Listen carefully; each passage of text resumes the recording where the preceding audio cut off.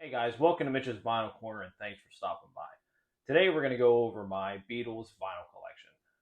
Now, it can't be stated anymore how important the Beatles were to pop music and pop culture just in general.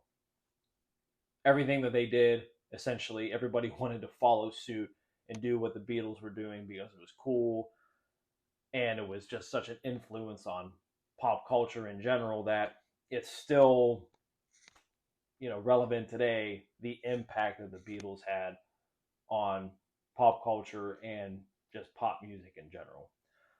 So I'll just leave it at that. So when it comes to Beatles vinyl records, there is a plethora of different options. Um, the new, or I shouldn't say new, but the current imprint versions, the 2000, they were released in 2012. Um, those are a great option for anybody just wanting to start out a Beatles vinyl collection. Um, yeah, I personally have never heard them. I know a lot of people don't like them because they were cut from digital file. There's been a lot of complaints about way too much bass in all the albums, which makes them really, really bottom heavy and really not enjoyable. But besides that, that's still a great option for people that just want to, start a Beatles vinyl collection and don't want to go into record stores and really dig for different pressings and spend a lot of money getting like UK originals. Now, I say UK originals because I would actually stay away from the early US versions of the Beatles albums. And there's a couple reasons for that. One, I used to own all of them, and I actually sold them all off. Now, when the Beatles released their albums here in the US, a lot of the track listings um, were switched around by Capitol executives. The mastering was just really, really bad compared to what the UK versions were. Um, Again, they were making these albums to be played on really crappy record players that teenagers had back in the day. So there's a lot of nostalgia for those Capitol albums that were released here in the US. But again, I don't think they really sound good. I would go with the European versions, and more specifically the UK ones. Now, this also brings up the debate between mono and stereo. Now, from the Beatles' debut album all the way up to the White Album, they were contractually obligated to do a mono mix and a stereo mix. But mono is the format that the Beatles actually preferred and oversaw during the mixing or during the final mixings of the albums. Now, the stereo they didn't care too much about because during that time, stereo was viewed as more of a gimmick. There was that weird panning of like vocals in the one channel and instruments in another, and unlike mono where everything was center, it was a lot hot. It was a lot cleaner. It was a lot more enjoyable. It was a lot more upfront. It was really loud and exciting. Unlike stereo, like I said, that it had really weird dynamics. So I'm not going to sit here and say you should only get the Beatles in mono or all the stereo versions suck. I'm not saying that. Most of mine are stereo because mono, especially the original mono versions of these albums, are really really expensive and they're highly sought after. Now, just like the 2012 um, re-releases of all the albums that are still currently in print, they also did the mono um, box set in 2014, and also they released them individually. Those ones sold out like hotcakes, and the mono box itself now goes for well over $2,000. That I mean, it's really ridiculous how much this thing has gotten. The individual releases are on the secondary market for $200, $300, $400 now. but they were all done analog from the original analog tapes. I heard they all sound phenomenal. I have only one of them in here of that version, so I can only tell you essentially how one sounds because I don't have any of the other ones. But that's another route if you want to go down that route to, get all those in mono. Because you got to understand, from Please Please Me to the White Album, you can get them all in mono. But the last two albums, Abbey Road and Let It Be, were recorded only in stereo. Oh, sorry, dropped my little thing. There's also another option from the UK. That is actually the Beatles Blue Box. Now, these were all stereo versions, remixed.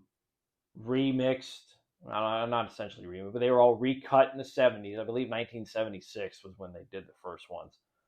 But those stayed in print till way until the, I think, mid 1980s. They were released in the Beatles Blue Box, but they also came out individually. Now, the cool thing about it is that they were all cut and done by Harry Moss. Harry Moss was a mastering engineer, really highly respected in the UK for a lot of years, and he recut Dark Side of the Moon in the 70s, which I know that's a really sought after version. Those versions are really, really good if you just want like a nice, clean, original stereo sound. I have a couple of them in my collection. The panning of the instruments and the vocals in the two channels, they're not really present. And I think Harry Moss did a really good job of kind of tweaking that a little bit to make them sound a little bit more natural. Those were a great option too, because the Beatles box set itself, the Beatles Blue Box, it's not really that expensive for what you're getting. Maybe $300, $400, $500 now, and most of them are all in really, really good shape. Really, most of them weren't ever played. The individual ones you can still get for under $100 now in pretty good shape. Some under 50. That's a really other good option too. Like I said, stay away from the US Capitol versions. Now, I have one in here. I'm going to tell you why I have it, but it's essentially the only Capitol album that you should have. The rest of them are pretty shitty. I would also stay away from another box set, and that would be the Mobile Fidelity Beatles box that came out, I believe, in 1982. Telling you to stay away from it because I used to own it.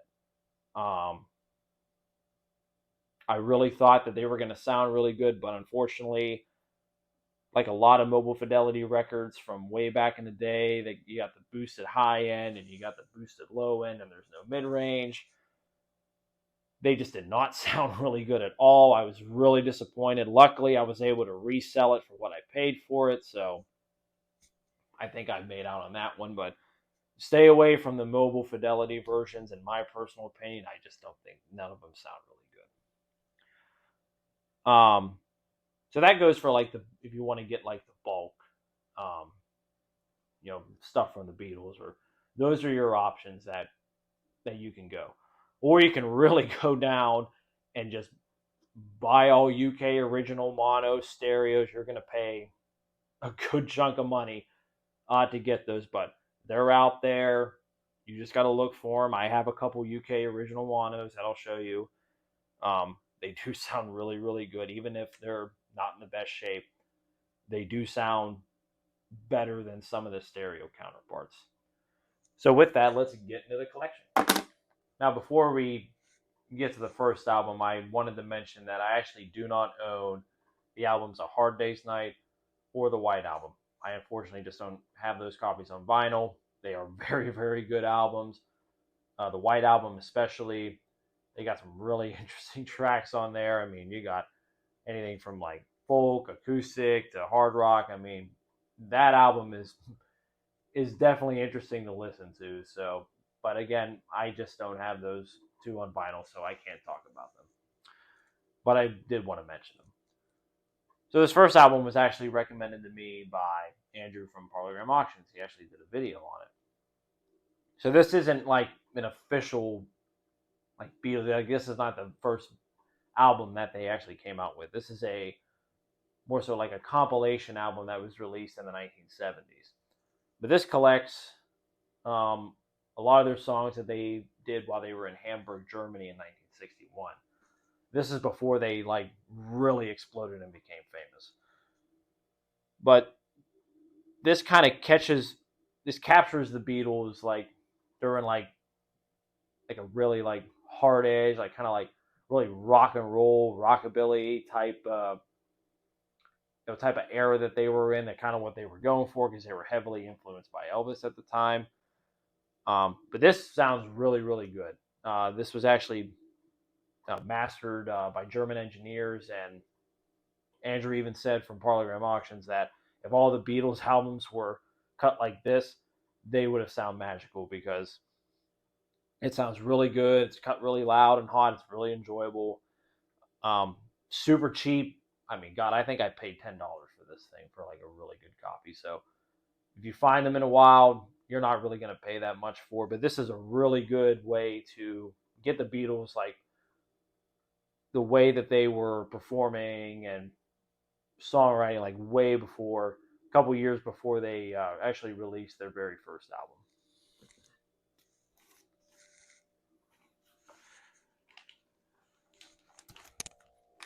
So I mentioned this one in one of my other videos, I think the Discogs video. So this is the first official Beatles album. This is Please Please Me. This has um, Twist and Shout on it, real famous song. Saw Her Standing There. Like this is a really good album. This is an Australian 1963 original with the original Parlophone label before they went to the yellow and black label that everyone's more familiar with. Now, the Australian versions, from what I understand, sound really, really close, if not almost exactly the same as the UK originals because EMI had um, factories in Australia that they would receive the original master tapes for to cut their own albums. So that's from what I understand. Original UK versions of this, they go for at least a couple hundred to a couple thousand from what I've seen, especially if it's the early label like the one on here. I picked this up for about $100 when I was in California. It's in really rough shape, but boy, does it sound really, really good. It's cut really loud and hot. It's a mono version, so any of the deep like scratches or clicks and pops are actually heavily buried. So it's still a really enjoyable listen. If you can find an original mono, I mean, you're doing really well, but prepare to pay up for it.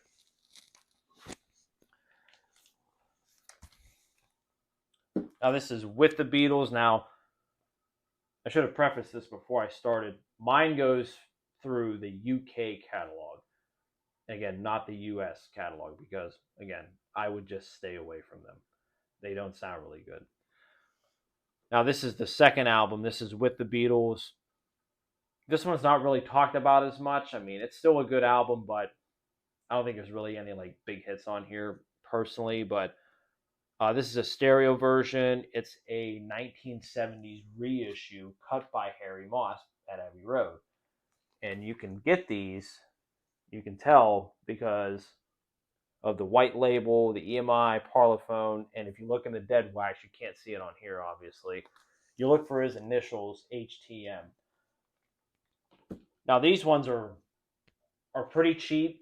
You can get them for probably under 50, $60, at least some of them. This is like a near mint copy. It was never played.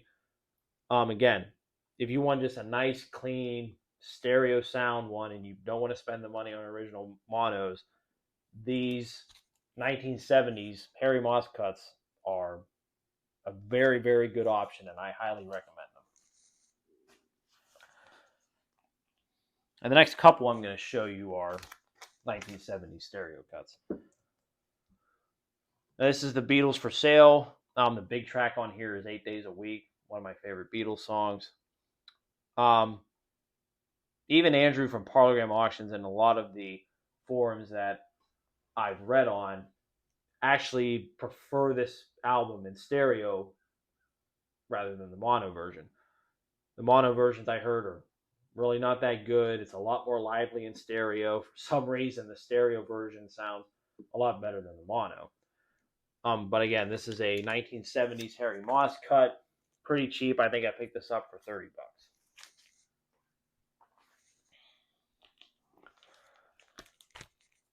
Now, in chronological order, Hard Day's Night would have been the next one, but again, I don't have that album. But the next one is Help.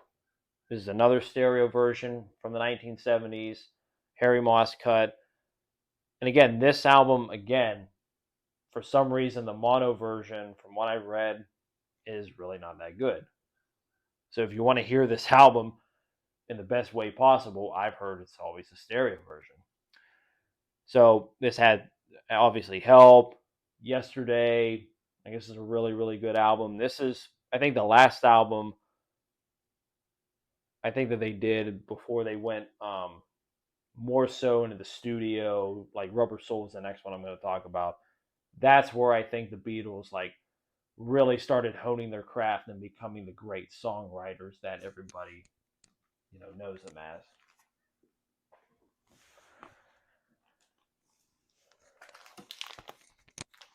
So I have two versions of this album. Rubber Soul. Now I love this album. I have a I have a US original mono version.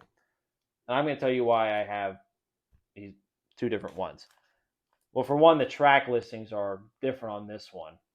This American version was meant to sound a little bit more folky because during this time, Bob Dylan and folk rock were like at the top of the charts. Um, this was, and the Beatles were actually heavily influenced by them, or by the folk rock movement. But this is the version that Brian Wilson of the Beach Boys heard, which inspired him to make the album Pet Sounds. And then in turn, the Beatles heard Pet Sounds and then got the inspiration to make Sgt. Pepper. So pretty interesting here that this album really spawned some of the greatest albums ever made. But again, this is a mono US version. It sounds okay. One of the better sounding Capitol albums, in my opinion. The rest of them don't sound that good from what I've stated before. But it's just cool to have this one because the track listing's different. This one's a little bit more pop. And this one's a little bit more like that folk rock. I mean, not every song is taken off. I think they switched like 2 or maybe 3 songs. But if you want to get a US version of Rubber Soul, I think you'll be pretty happy with it. Now, this one is from the mono reissue campaign that I talked about earlier. This one in particular, I think is a little bit too bass heavy. I mean, I'm not saying that it sounds terrible, but this one just has maybe, I think, a little bit too much bass.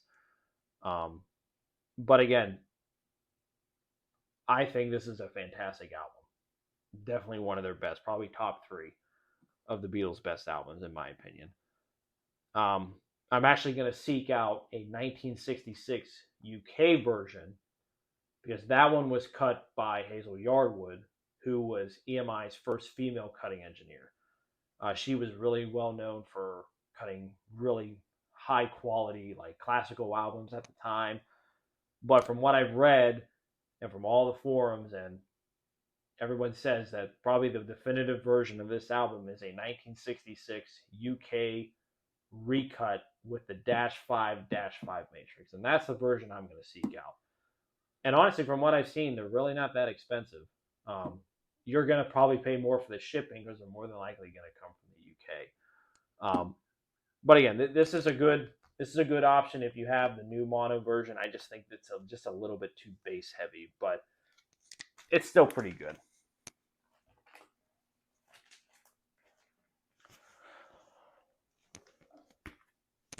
Now, this is probably my second favorite Beatles album. This is Revolver. This is just an amazing, incredible album on here. You got Yellow Submarine, you got Taxman, Tomorrow Never Knows. It's just phenomenal. Now, I seeked out a UK original mono version because I really wanted one. This one actually has the KT stamp. You can't see it, but that was like the tax code from England back in the day, which I thought was pretty cool. So this is a UK 1966 original mono pressing. Pretty good shape.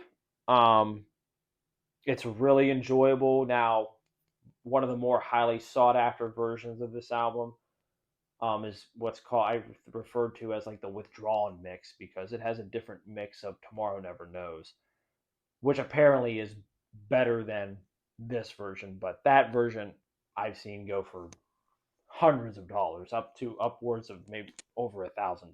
So that one I'm not getting anytime soon, but excuse me, but I'm really happy with this original mono version. Definitely one of my prized possessions of my Beatles catalog. And also this next one.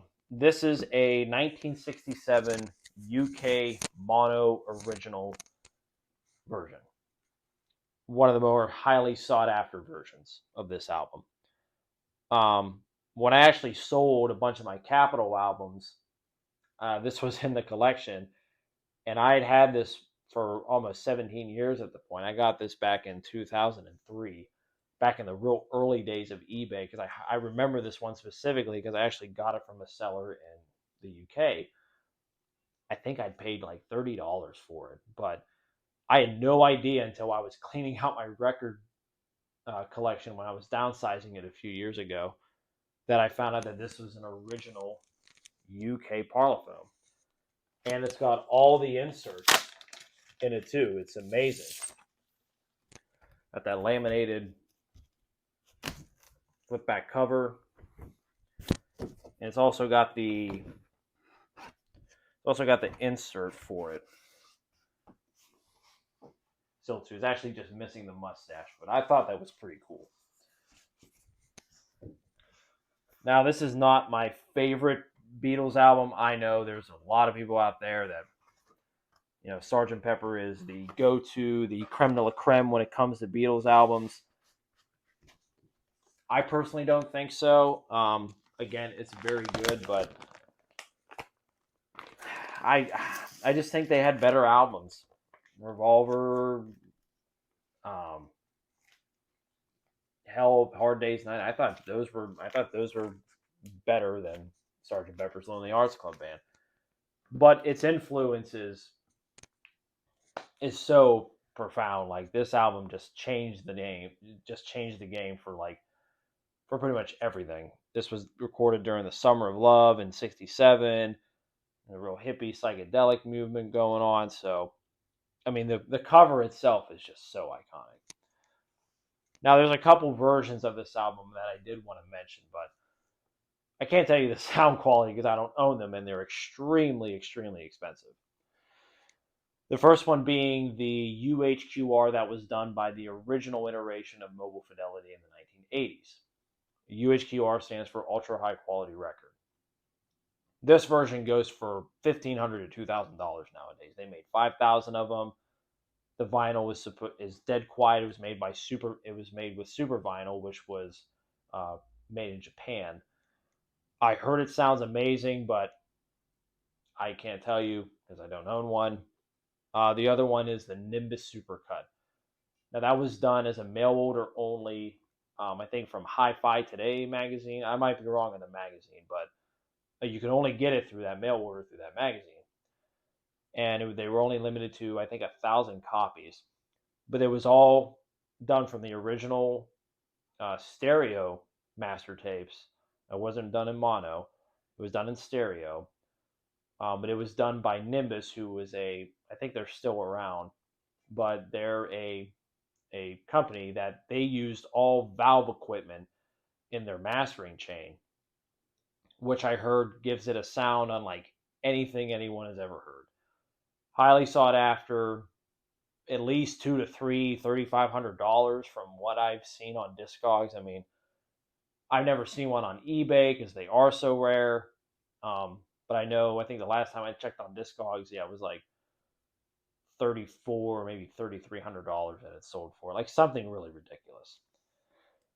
And probably the most sought after version and most limited version is the Audio 5 version.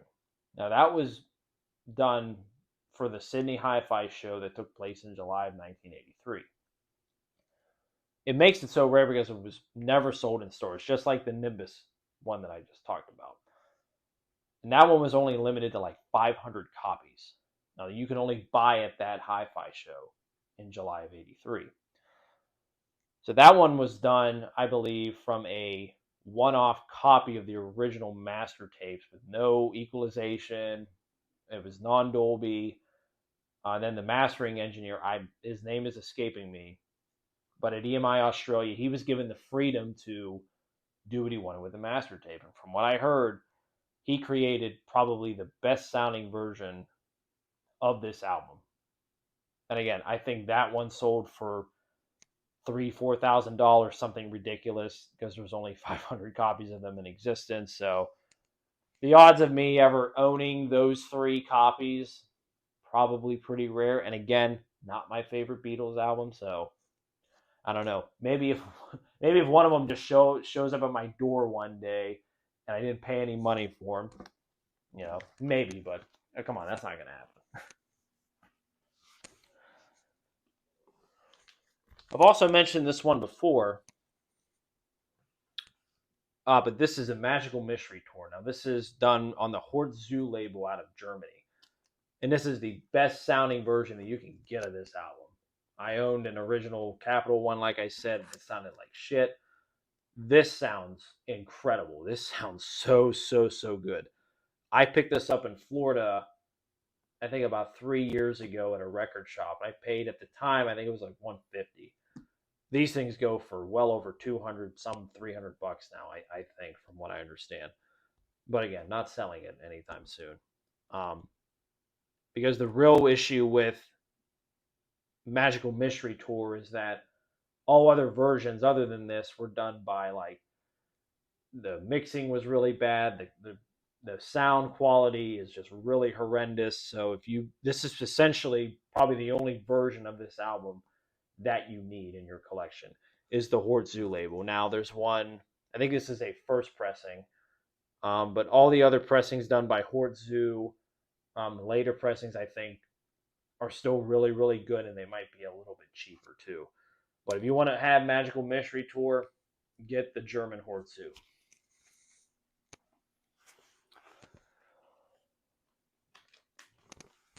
Now, I talked about this one last week. I won't spend too much time on it. This is the Get Back Glenn Johns mix, which would later become Let It Be. Again, I prefer this version, the Glenn Johns mix that came in the Let It Be box set that came out 3 years ago, over the original iteration of Let It Be that what is commercially available. The only way to get this version is from that box set. Now, I got this at a record show locally, at a record store here locally. Somebody, I guess, took it out of the box set, wanted to sell it, didn't like it. If I want to listen to Let It Be, this is the version that I go to. I think it's more raw. It's not as processed. It's not as overdubbed. It doesn't have all the orchestra vibe that Phil Spector put on the commercial version of the album. So this is the version that I prefer over the actual Let It Be.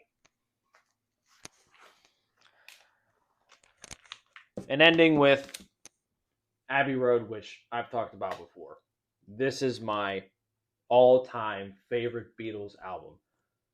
This is the album that I think really defined them. The songwriting is impeccable. The best songwriting I think they've ever done. George Harrison's songwriting ability, I think, really shines on here. I mean, it's just so good. It's so good. This is an original UK version. Definitely probably one of the best ones that you can get. Now, I've also heard that the US version of Abbey Road is also a very, very good contender as well. It's more readily available here. You can probably get one for a lot cheaper than I paid for this one. I paid a couple $100 for this, but I really needed to have a UK version, so I went and got a UK version.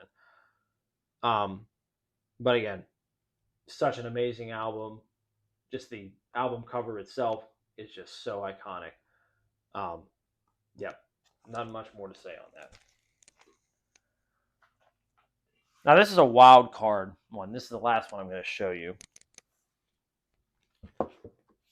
Now, if you can't afford any of the Beatles, mono albums that were part of the reissue campaign in 2014, this is also another good option. So this has like all the number ones and some of the B sides, but they're all done in mono. This is still readily available. I think it's still in print, from what I understand. It's 3 LPs, all mono, done from the original mono master tape. It's all analog.